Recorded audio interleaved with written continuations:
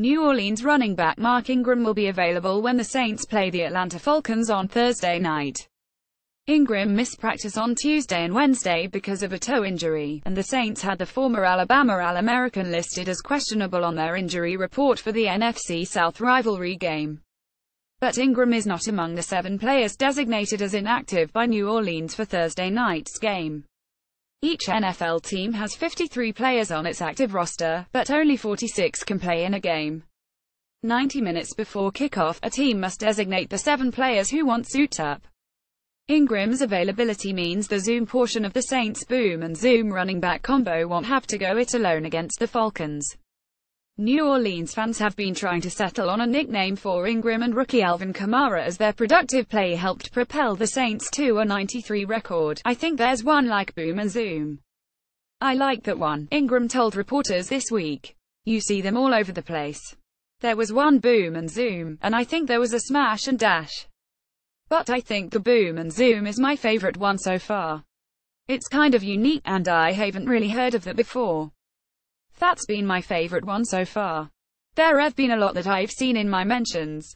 It's just fun to look at. See, boom is all of it. It's explosive, fast, powerful. I don't mind boom. It's like boom. I don't want a nickname that just makes me seem like the big power back, because that's not me. I can do that, but I try to be a big power back, but I feel like I can do it all and be versatile in many ways. I like a name that can reflect that. I like boom and zoom."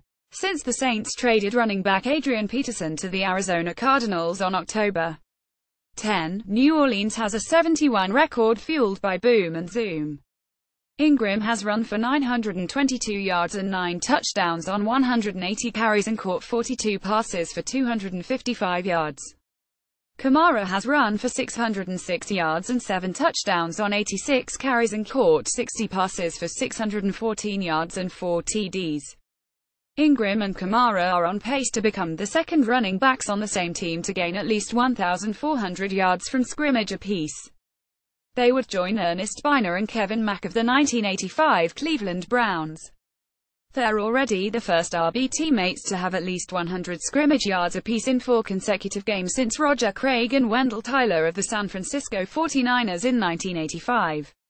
Ingram and Kamara also are on pace to be the first running back pair to average at least 95 scrimmage yards and score at least 5 touchdowns in the same season since Marcus Allen and Bo Jackson of the Los Angeles Raiders in 1987.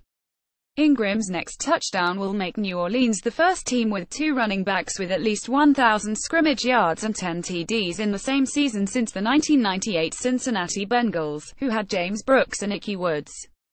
"We're trying to be the best ever. We've been telling you that," Ingram said.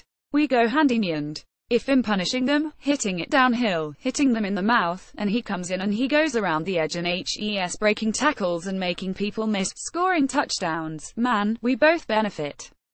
For more of Al.com's comprehensive coverage of the NFL, go to our NFL page. Not that Ingram wouldn't like to be New Orleans' workhorse ball carrier. "I still want to be in there more and carry the ball more," Ingram said, but he won't argue with the results. "It's working, and there's enough touches for both of us," Ingram said. "We're both staying healthy, we're both staying fresh, and we're able to make it work, and we're able to help put our team in position to win games, and that's what we want to do, that's what we prepare for." For New Orleans fans who thought they'd never live to see the day that coach Sean Payton's offense would feature big play running backs instead of the prolific passing of quarterback Drew Brees, Ingram thought it could happen.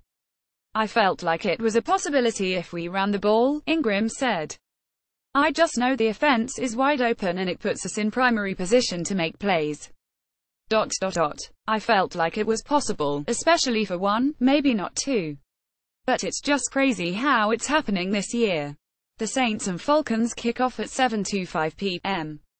CST Thursday at Mercedes-Benz Superdome in Atlanta. NBC, NFL Network, and Amazon Prime Video will carry the contest.